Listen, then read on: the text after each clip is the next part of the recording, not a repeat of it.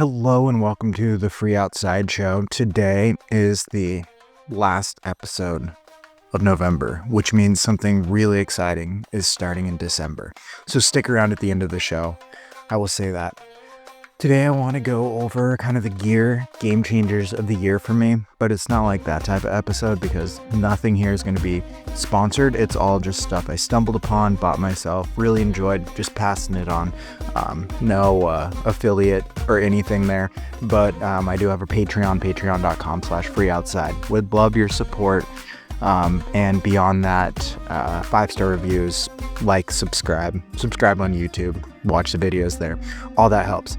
Okay, let's get into it. It's been a year that has been pretty tough. It feels like I'm doing my year-end recap because I kind of am, because that's where we're going. You'll see what we have in store for December because it's going to be really fun.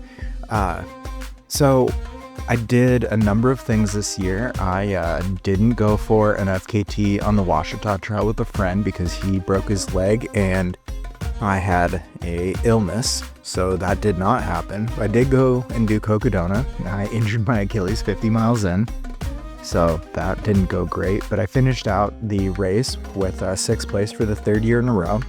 Then I did 2 months of PT work and immediately went after the Tahoe Rim Trail, got stung by bees, my pack broke, and an allergic reaction to the bees. So that didn't end well.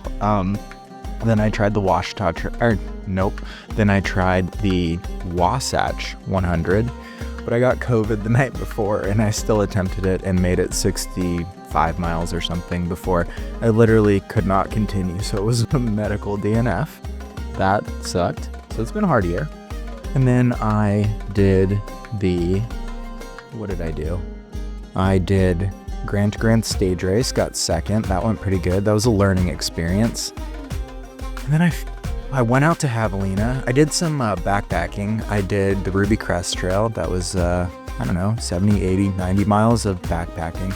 So I tried out quite a bit of gear. I do some gear testing for brands too. So I feel like I have a quite good knowledge of what works and what doesn't work. So let's dive into the gear that I really like this year. None of this are sponsors. I wanted to be fully transparent because we don't really have a sponsor of the podcast and I want to distance myself from my own income and sponsors. So this is just gear that I tried out and I enjoyed.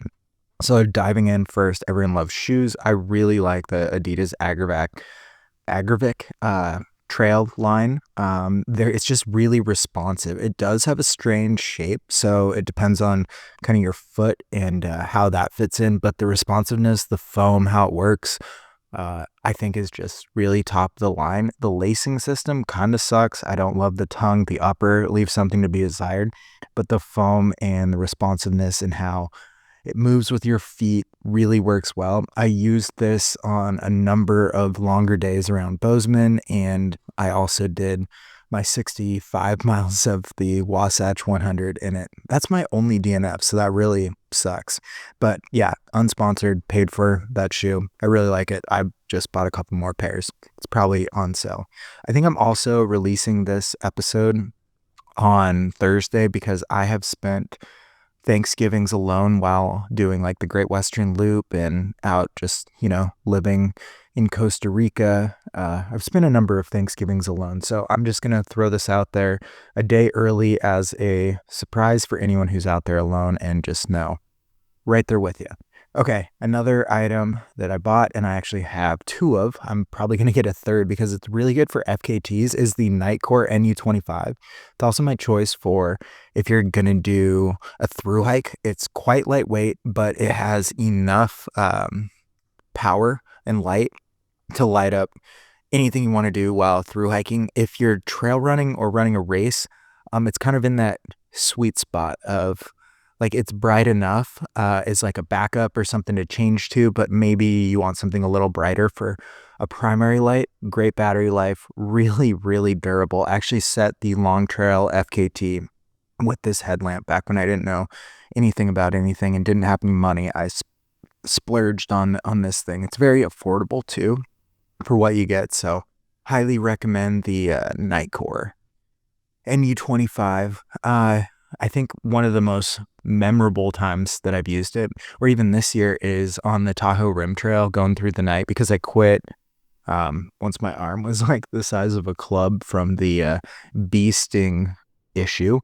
I quit at like 2 a.m. or something, so I'd changed headlamps and just the NU25, 5 to 6 hours on medium or like 4 to 5 hours on high brightness mode, and you can still run because FKT pace is running flats and downs. So highly recommend that. Change out. It charges up quickly and doesn't lose a lot of battery in the cold. So it's just like a really good, I guess, value for a headlamp. All right. Another game changer that I've jumped to in the past couple of years is an external battery with a USB-C connector. So like a USB-C to, if you have an iPhone, and a Lightning, or a USB-C to the USB-C connector, I think can be a really good quick charging experience, we'll call it, because the USB-C just delivers more power and charges up your phone quicker, so it doesn't need to be plugged in as long. Also, on the flip side, when you plug in your external battery into a wall charger, it will charge up much quicker. So I just think it's really efficient and wanted to throw it out there. I think I have the NIU is the brand name of the charger that I have. Just works really good. I've written a couple articles where I featured it as well, but totally unbiased. I'm just throwing it out there that the USB-C connector is a game changer, and don't be using USB when you're out there on the trail because you'll have to charge it for twice as long. All right, another thing, I got this item for Christmas last year, a naked belt. So I think all belts, or a lot of belts, are probably pretty good. I've used the naked belt. I've made a buff into a belt. So you just like roll it and you can carry like a water bottle and a couple gels or something. But I think a belt is really where a lot of the shorter races are going, or a lot of the faster races are going. And naked just makes belts that it's a little hard to get used to because it feels like it's squeezing your waist, but once you get used to it, it's a very freeing feeling. I think the weight's also closer. Well, I don't think it is closer to the ground, which is great, and right on your hips rather than up higher in a vest where you just think about gravity and tangents and how the weight's distributed and the force, how it would pull down as you're moving forward, especially if you're leaning a little bit forward.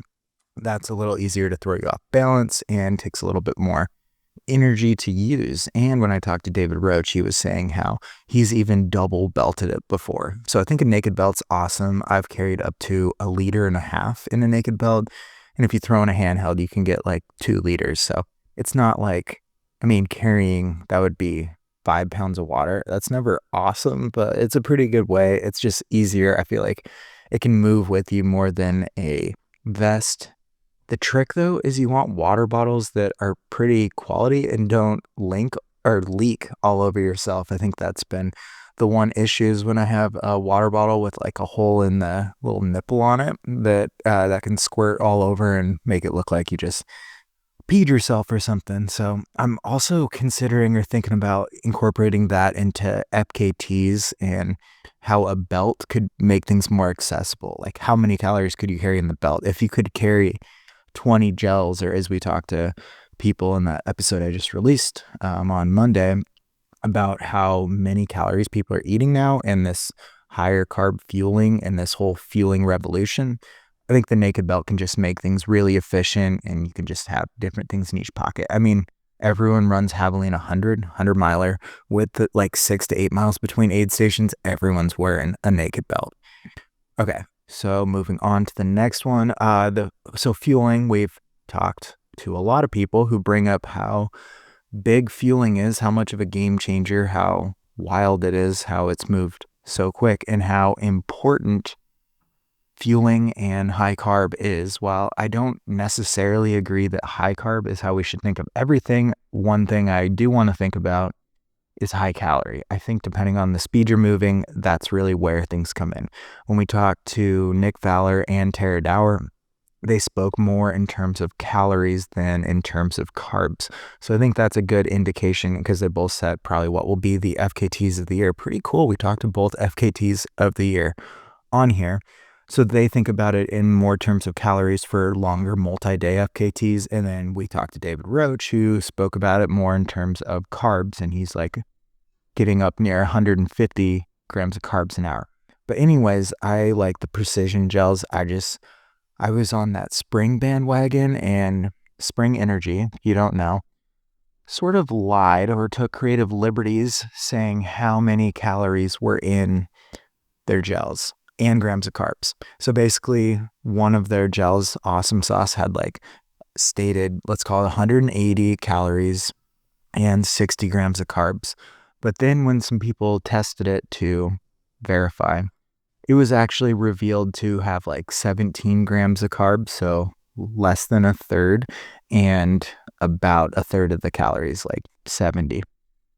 So after that happened, which happened after Cocodona, and I used Spring Energy gels at Cocodona. I got injured so early and fought through injury. Nutrition wasn't a factor. I'm sure it has been for many people over the years. I was looking for something to switch to. I tried out a number of things, and there's gels for everyone out there and whatever you're into, whether it's like the texture, the taste, yeah, all kinds of stuff. But I really like Precision.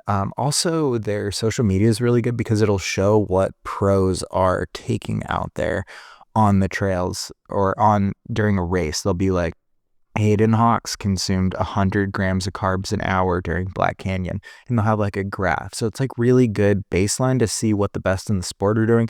So even if you don't like precision gels, then it's worth checking out what the best in the sport are doing. Another thing about Precision is they come in multiple sizes, so you can get like this big old log of calories, I like to call it, that's 90, well, they have even like 120, I think, but the 90 grams of carbs in one like sleeve, and you just can sip on that and chug some carbs. It's a different texture than kind of the more watery gels, so you got to get used to that. But I've really thought that it's fine. I've not had really palate fatigue. I do not really like their caffeinated gel, so thought I would throw that out there. I think the taste is kind of bad. It's got like a weird aftertaste, so you got to be into just something having a lingering aftertaste.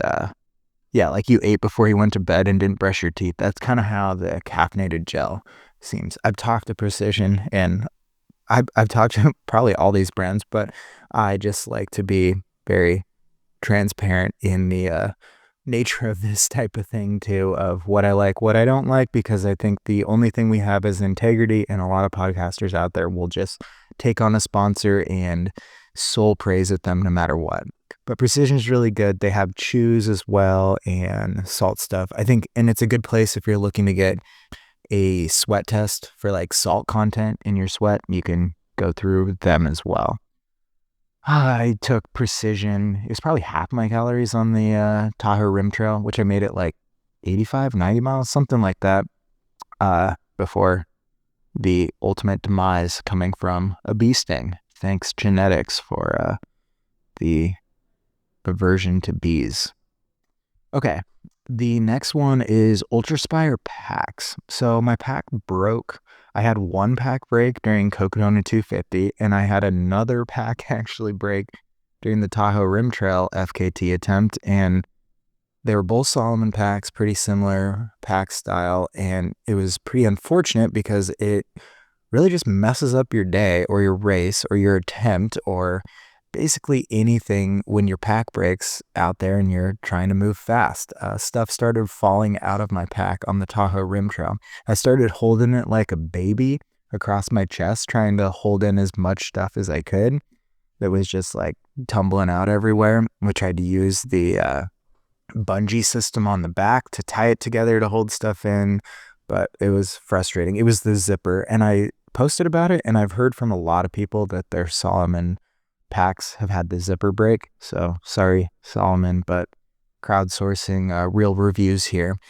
But I tried out Ultraspire packs, and I found them really good. They have limited points of failure, which I think is going to be one of my number one things I look for in packs is plastic or clips break. I've had them break during trails, and also zippers break and seams are weaknesses. So those are like points of failure that you can look for that you want to reduce, especially if you're going to put something through the ringer like an FKT or a 250-mile race. So I moved away from a Solomon pack because of the zipper. For months it kind of caught a little bit, so I probably should have seen it coming. But I like the ergonomic design. I seem to have a little bit less back sweat too. And then they have multiple different sizes. It works really well for ultras, just shorter hikes. And then they have bigger sizes too that I haven't tried fast packing out of one, but I'm kind of interested to give it a go. The water system, it's a little interesting. The pockets are a little shorter, smaller than on other packs. Maybe they're wider, I guess. They're not smaller, but they're shorter. So bottles, if you do the long 20-ounce Solomon flasks, it's a little tedious to fit it in there. It does work. It just takes a little getting used to. Like anything, it took me a few long runs to really figure out how I like to move things around, store things. It's just a different system, but I think I like it. And points of failure, I think, is a great rating system for packs when you just want it to be able to carry things, be comfortable, and get the job done. So Ultraspire packs was a good find this year. The next one, Microgrid fleece. That is not, wow, scratch that. Microgrid fleece is like Melanzana. If you don't know, the Colorado company out of Leadville that is more trendy than anything. But what I meant to put in here or say, I guess, is Alpha Direct hoodies or fleece, because it's very breathable. I think it's a technology that comes from the Army or the military in general, but it's super breathable, but also keeps you warm. I have had one for years, but didn't wear it much. And then now I actually coach 2 athletes who own 2 different companies. So I'm really big in the Alpha Direct space. I'm also going to be taking on maybe 2 or 3 more athletes around the first of the year. So reach out, plug for me in there. Sponsored by me, the Free Outside podcast. But Alpha Direct fleece, I think it's a game changer. It's super lightweight. It packs really, really small. And the warmth to weight ratio is huge. It also dries really quickly. And when it's wet, it still has insulating properties. So it's kind of a magic fabric. I used it on the Tahoe Rim Trail. It got pretty cold at night because it is at like 7,000 feet up there. But I think it's something that will be in my pack at night at Cocodona because it's really quick and easy. And when rain isn't involved, it can be the only layer that you actually need. So Alpha Direct fleece hoodies, I think, are going to be coming here. I mean, Tara Dower used one on the Appalachian Trail. There's a number of thru hikers, and I guess we can call them influencers out on the trails, who use them. So I think it's a huge thing to look into. They're affordable, or as affordable compared to like synthetic stuff, different synthetic fabric as well. So check them out. The next one, the Aero 28 pack. This is a hyperlight pack that they came out with.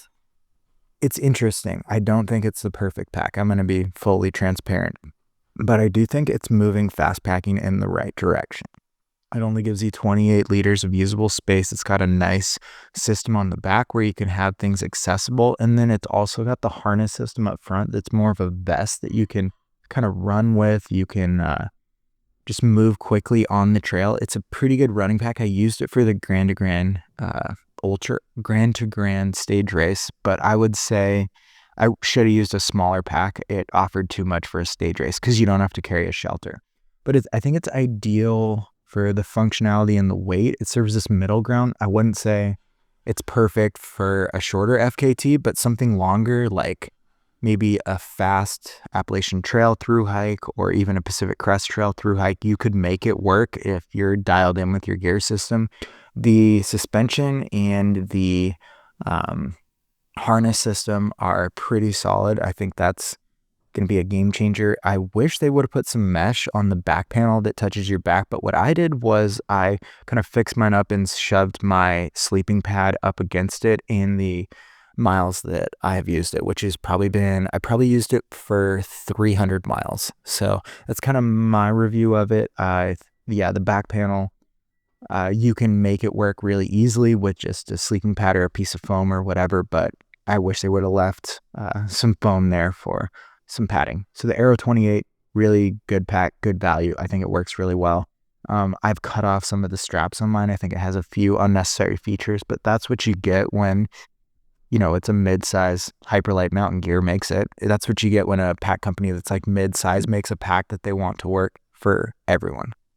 Okay, the last item on the list, visors. I have kind of converted to I'm at my parents because I've traveled like probably 3,000 miles of plane rides this last couple weeks because of some tragedy in the family. So I'm just trying to record this and get this out, but they're like throwing plates everywhere. Okay, the last thing that I want to promote or say is visors. Yeah, I found them like really good. The cooling seems to work pretty good for me. And you got that flowing hair out the top. I always think of it like a divot, like a golf divot. You could just like set a golf ball on your head and hit it off of your hair there. So I think visors are kind of a game changer. I guess I should plug a sponsor, but you can get a visor from anywhere. I use a John G visor. They sponsor me, give me money. They don't sponsor the podcast yet, but maybe in the works. So I think they're good, nice and cooling, easy. The only downside of a visor is you can't put ice in it or get it that wet. So that's tough.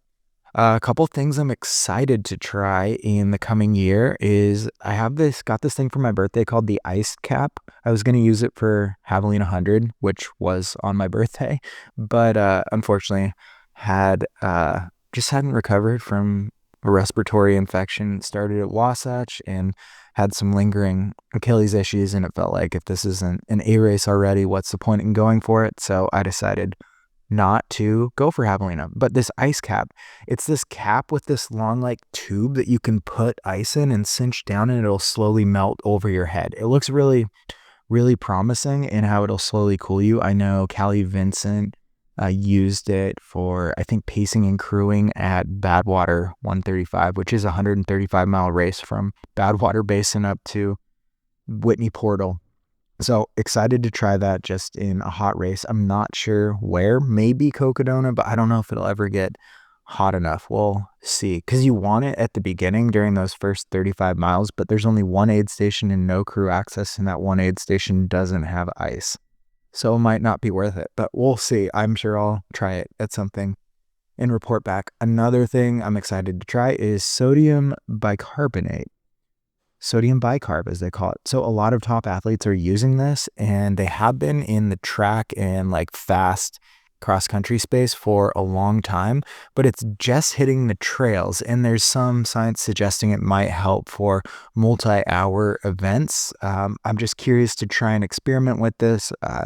Probably will start early on, like with using it in an interval session and just see how my body responds. But sodium bicarb, some of the science behind it is that it will slow the buildup of lactic acid, or essentially neutralize it or buffer the lactic acid buildup, so that deep fatigue, that burning sensation in your legs when you're running really hard intervals, that will take longer to build up. So there's been a lot of breakthrough, at least interval sessions that I've seen with pro or really good athletes with sodium bicarb. So interested to take it and see how it works and report back. Beyond that, I don't have any personal experience with it, but I want to know how it combats muscle fatigue in the heat of a workout session. So we'll see. That will be something I report back on. Not sponsored, but I spent too much money from the feed getting it to try it out. I think it's from Morton, but yeah, not endorsing it in any way. I'm just excited to see how that plays into everything.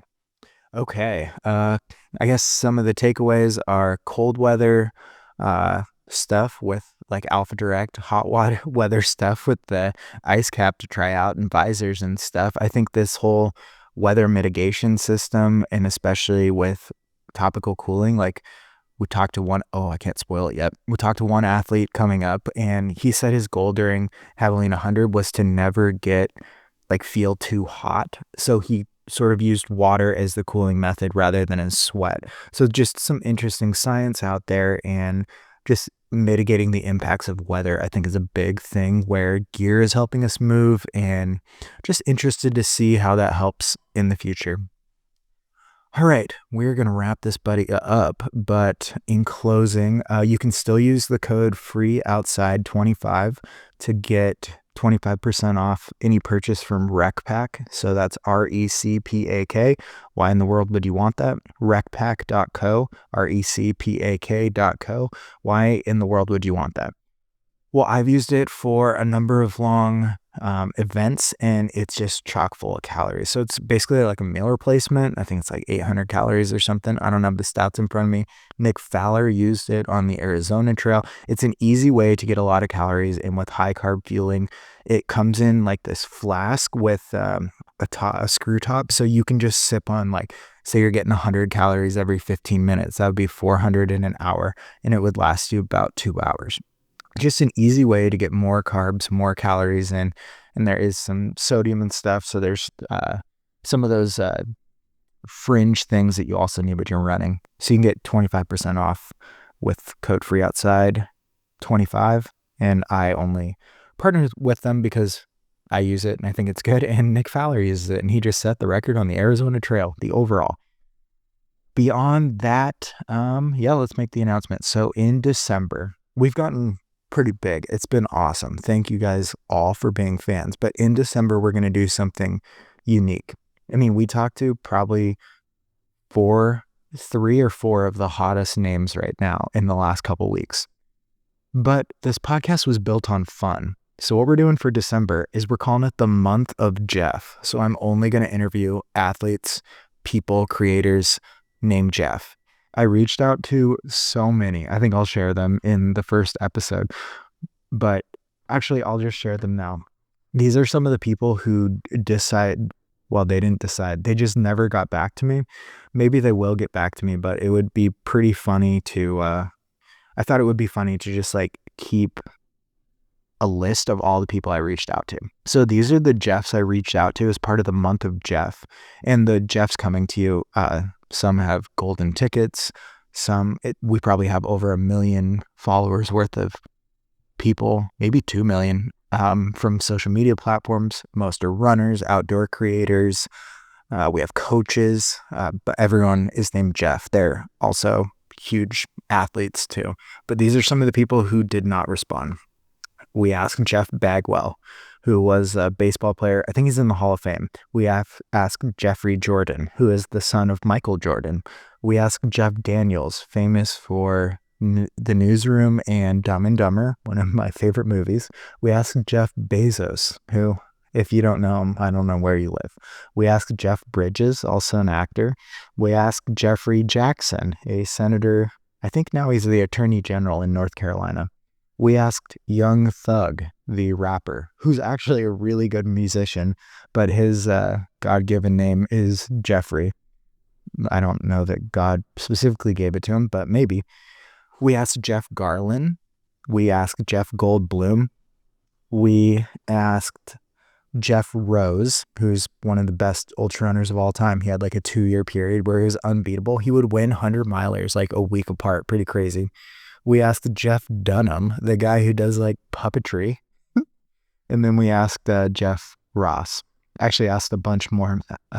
Jeff Gordon we asked. So that's coming up. Should I just spoil it? Okay, some of the people we are going to have on. We're going to have on Jeff Mogavero, Jeff Binney, Jeff Pelletier. We have scheduled recording with Jeff Browning. Hopefully going to get Jeff Colt on here. And if you know other good Jeffs, reach out to them and have them reach out to me.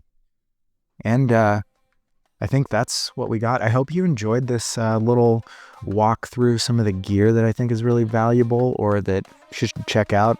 Times are changing really fast, and we don't do a ton of gear reviews on here, but I thought it would be a fun episode because we've just done so many interviews. I haven't done a solo one, and I'm in my parents' house and they're apparently unloading the dishwasher as loudly as they can. So just had to do something. I've traveled a ton. Just some tragedy in my family. Kind of sad. A lot of stress and work, but I still want to get these episodes out because I like doing this, and this has grown really well. I appreciate the feedback. Any likes, shares, help is awesome. My dad's now grinding coffee. All right. With that, let's enter the month of Jeff. Stay elite, my friends.